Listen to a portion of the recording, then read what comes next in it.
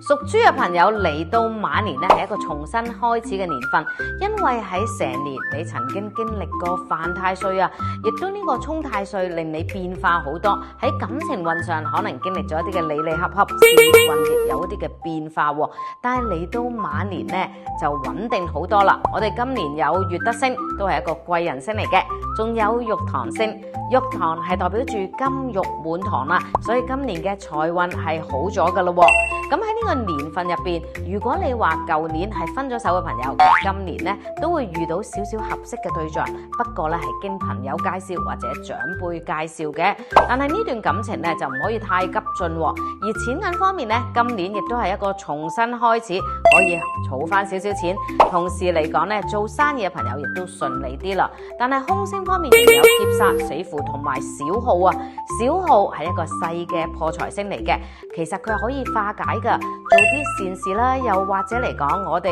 做多少少破歡喜財嘅嘢，平時唔捨得買嘅，今年都可以買少少，咁自然咧個財運亦都好翻啲㗎。